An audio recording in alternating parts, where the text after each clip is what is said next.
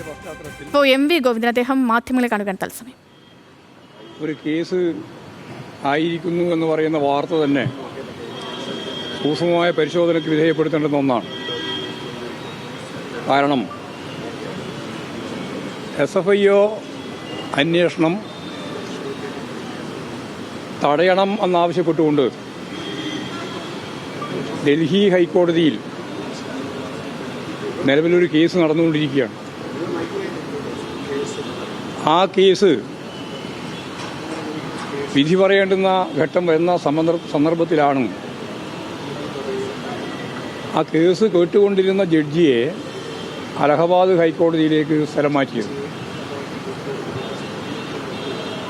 അങ്ങനെ സ്ഥലം മാറിപ്പോയപ്പോൾ ആ ജഡ്ജി തന്നെ ഹൈക്കോടതി ചീഫ് ജസ്റ്റിസിനോട് പറഞ്ഞത് ഈ കേസ് തുടർ വാദം കേൾക്കുന്നതിന് പുതിയ ജസ്റ്റിസിനെ നിശ്ചയിക്കണം എന്നതിൻ്റെ അടിസ്ഥാനത്തിൽ ഇപ്പോഴും പുതിയ ജസ്റ്റിസിനെ നിയമിച്ച്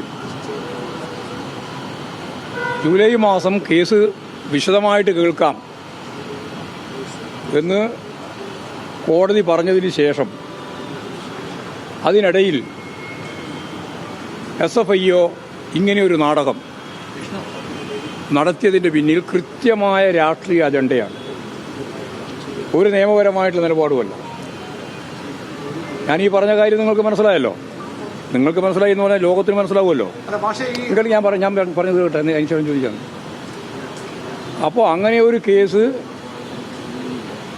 അനുവദിക്കാൻ പാടില്ല എന്ന നിയമപരമായ ഭരണഘടനാപരമായ തടസ്സവാദത്തെ തള്ളിക്കളയാത്തിടത്തോളം കാലം ഇങ്ങനെയൊരു കേസ് നിലനിൽക്കുന്നതല്ല എന്ന് സാമാന്യ നിയമ പരിജ്ഞാനമുള്ള എല്ലാവർക്കും അറിയാം. അപ്പോൾ രാഷ്ട്രീയമായ ഗൂഢോദ്ദേശത്തെ അടിസ്ഥാനപ്പെടുത്തി ഉണ്ടാക്കിയിട്ടുള്ള ഒരു കേസ് മാത്രമാണ് SFIOയുടെ ഭാഗമായിട്ട് ഇപ്പോൾ വന്നിട്ടുള്ള ഈ കേസ്. ഈ കേസ് വിശദമായിട്ട് കേൾക്കുന്നതിന് വേണ്ടി തീരുമാനിച്ചിട്ടുണ്ട്. തീയതി തന്നെ നിശ്ചയിച്ചിട്ടുണ്ട്. മാസം തീരുമാനിച്ചിട്ടുണ്ട്. കേസ് കേട്ടുകൊണ്ടിരുന്ന ജഡ്ജി മാറുകയും ചെയ്തു. അലഹബാദിലേക്ക് പോയി. പുതിയ ജസ്റ്റിസ് ഇപ്പോൾ കൃത്യമായിട്ട് കേസ് കേൾക്കാനുള്ള തീയതി നിശ്ചയിക്കുകയും ചെയ്തിട്ടുണ്ട്. വിശദമായ വാദം കേൾക്കുന്നതിന് മുമ്പ് SFIO എന്തടിസ്ഥാനത്തിലാണ് ഇമാതിരി ഒരു നിലപാടുമായിട്ട് വന്നിട്ടുള്ളത് എന്നുള്ള കാര്യം ഗൗരവപൂർവ്വം പരിശോധിക്കേണ്ടതാണ്. ഒന്നത്. രണ്ടാമത്തെ കാര്യം, ഗവൺമെൻറ്റോ മുഖ്യമന്ത്രിയോ രണ്ട് കമ്പനികൾ തമ്മിലുണ്ടാക്കിയിട്ടുള്ള കരാറുമായിട്ട് ബന്ധപ്പെട്ട് വഴിവിട്ട ഒരു സഹായവും നൽകിയിട്ടില്ല എന്ന് ഒന്നുകൂടി ഞാൻ ആവർത്തിക്കുക. ഒരു സഹായവും ഗവൺമെൻറ്റിൻ്റെ ഭാഗത്തു നിന്നോ മുഖ്യമന്ത്രിയുടെ ഭാഗത്തു നിന്നോ ഉണ്ടായിട്ടില്ല എന്ന് മാത്രമല്ല, കോടതിയുടെ പരാമർശത്തിൽ തന്നെ ചൂണ്ടിക്കാണിച്ചിട്ടുള്ളത് അതിനെതിരായ നിലപാടാണ് ഗവൺമെൻറ് എടുത്തിട്ടുള്ളത്.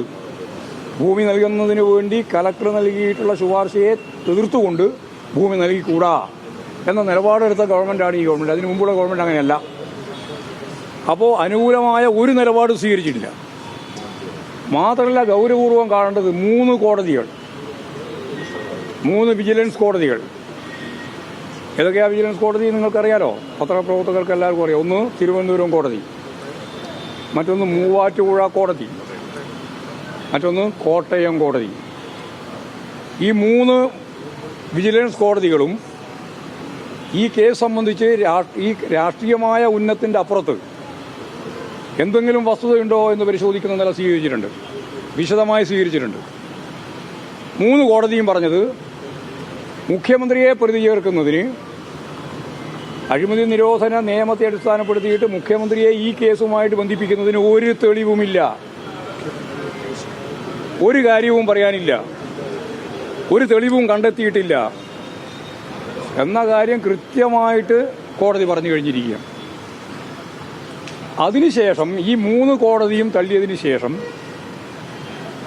ഒരു കോൺഗ്രസ് നേതാവ് MLA തന്നെ എൻ്റെ കയ്യിൽ വലിയ തെളിവുകളുണ്ട്, ഈ കോടതികളൊന്നും തള്ളിയതിനെ ഞാൻ പൂർണ്ണമായിട്ട് വിശ്വസിക്കുന്നില്ല എന്ന് പറഞ്ഞുകൊണ്ട് ഹൈക്കോടതിയിലേക്ക് പോയി. ഇതെല്ലാം വിജിലൻസ് കോടതിയാണ്. ഹൈക്കോടതിയിലേക്ക് പോയി. ഹൈക്കോടതി വിശദമായ രീതിയിൽ ഈ കാര്യങ്ങളെല്ലാം പരിശോധിച്ചു. പരിശോധിച്ചതിന് ശേഷം ഹൈക്കോടതിയുടെ വിധി വന്നു. ആ വിധിയിൽ വ്യക്തമാക്കിയത് മുഖ്യമന്ത്രിയെ പ്രതിയാക്കുന്നതിന് വേണ്ടി പത്രങ്ങളിലും അതുപോലെ തന്നെ വാർത്താമാധ്യമങ്ങളിലും പറയുന്നതിനപ്പുറത്ത് ഒരു തെളിവും ഹാജരാക്കാൻ ഈ MLAക്ക് സാധിച്ചിട്ടില്ല.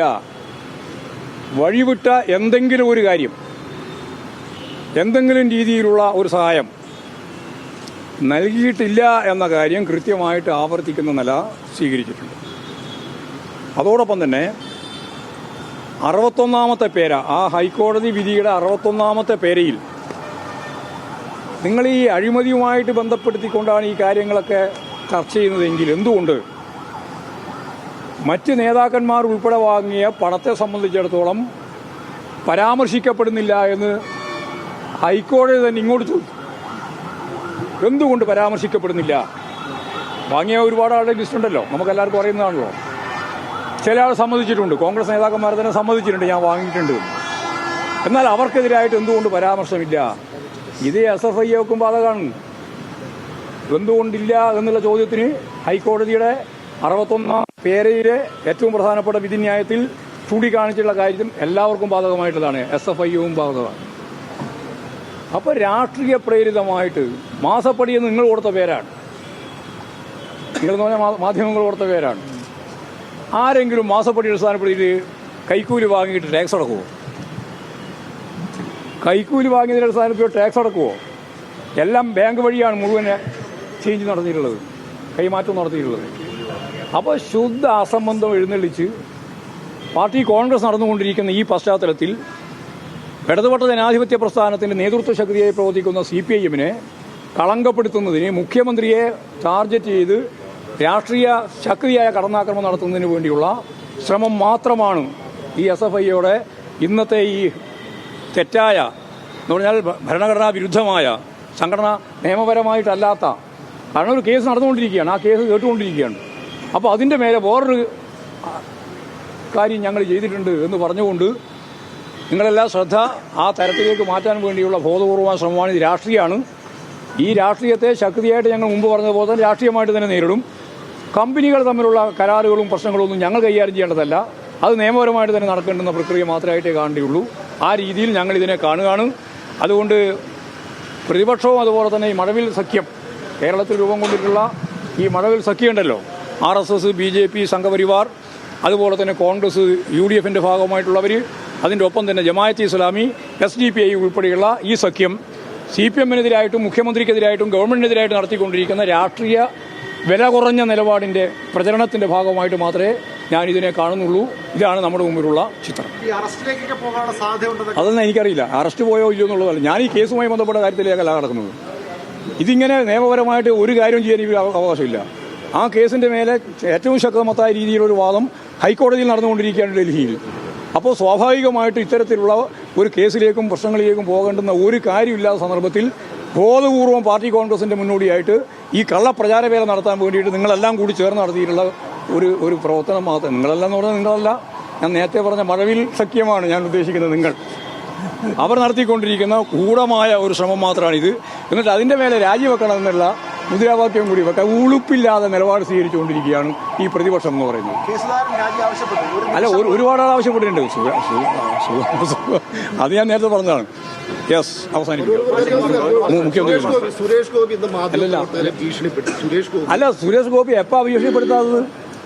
അദ്ദേഹത്തെ പറ്റിയൊന്നും ഒരു വർത്തമാനം പറയാൻ പറ്റില്ല. ഒരു രാഷ്ട്രീയ നേതൃത്വത്തിന്റെ ഭാഗമായിട്ട് നിൽക്കേണ്ടുന്ന ഒരാൾ, മന്ത്രി, കേന്ദ്രമന്ത്രി, അദ്ദേഹം തോന്നിയ പോലെ പറയുന്നതിനോട് ആര് പ്രതികരിക്കാനാണ്? ഞാനൊന്നും പ്രതികരിക്കാൻ പോകുന്നില്ല.